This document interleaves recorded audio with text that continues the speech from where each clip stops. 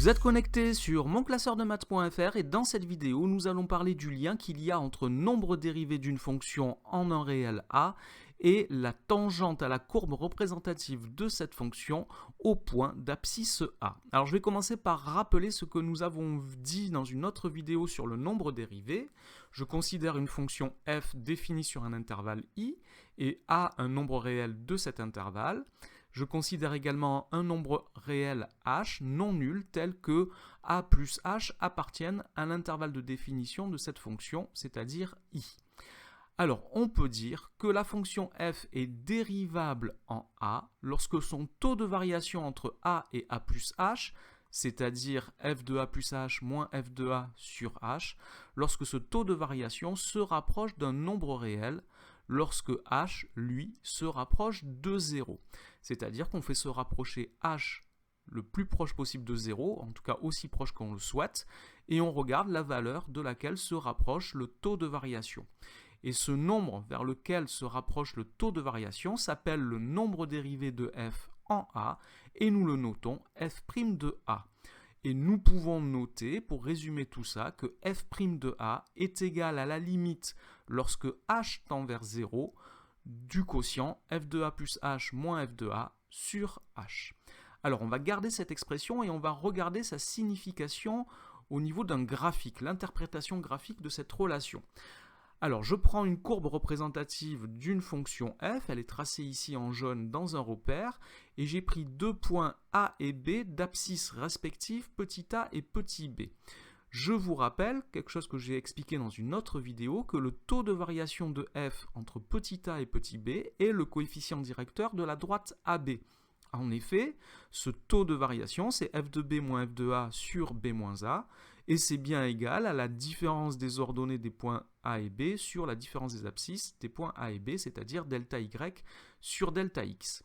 Maintenant, nous n'avons pas le petit b dans l'expression du taux de variation que nous calculons pour déterminer f' de a. Donc je vais remplacer petit b par a plus h. Le point b, je vais le renommer le point m. Et nous avons maintenant dans le repère donc deux points a et m de la courbe qui représente f, dont les abscisses sont a et a plus h. Et le taux de variation maintenant c'est f de a plus h moins f de a sur h. Et c'est lui qui est maintenant le coefficient directeur de la droite AM. Alors j'ai écrit ici sécante AM, puisque cette droite coupe la courbe en au moins deux points, les points A et M. Alors on va regarder maintenant ce qui se passe lorsque H se rapproche de 0. Donc j'ai tracé ici en jaune la courbe représentative d'une fonction. J'ai pris deux points A et M d'abscisse A et A plus H, et j'ai indiqué en haut ici la valeur du nombre H. Et je vais faire se rapprocher ce nombre h de 0 et on va observer ce qui se passe au niveau du point M et de la droite AM. Alors premier constat, c'est que lorsque h se rapproche de 0, le point M, lui, se rapproche du point A. Alors ici sur l'animation, le point M va être superposé avec le point A parce que h va être égal à 0, mais nous, quand nous calculons la limite en 0, h ne vaut jamais 0. Alors, qu'est-ce que j'observe ici? Donc, je vais tracer une autre droite. Je vais tracer une droite ici en pointillé orange. Elle va apparaître, la voilà. Une droite qu'on appelle la tangente à la courbe au point A. Et si je regarde ce qui se passe quand H se rapproche de 0, le point M se rapproche du point A et la droite AM se rapproche de plus en plus de cette droite, comme si c'était une limite à la droite verte. Une limite qui n'est pas atteinte, puisque au moment où elle serait atteinte, la droite AM n'existe plus parce que le point A et le point M sont confondus. Donc on peut dire que lorsque H tend vers 0, la droite AM se rapproche d'une droite qui serait la limite des sécantes. Alors on peut recommencer l'expérience en changeant la position du point A. J'ai toujours laissé à l'écran en orange et pointillé la tangente à la courbe au point A, et je vois que lorsque M se rapproche du point A, la droite AM se rapproche toujours de cette droite en pointillé, et je peux me rapprocher par la droite, c'est-à-dire quand H est positif, ou par la gauche quand H est négatif ici.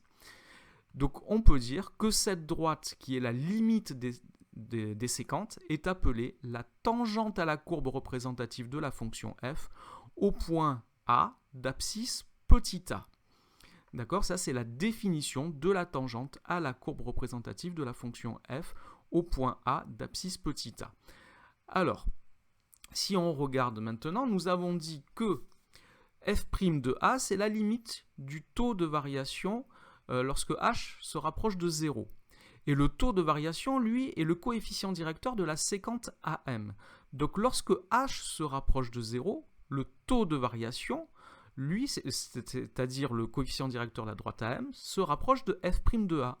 On en déduit que f' de a est le coefficient directeur de la tangente à la courbe représentative de la fonction f au point d'abscisse a.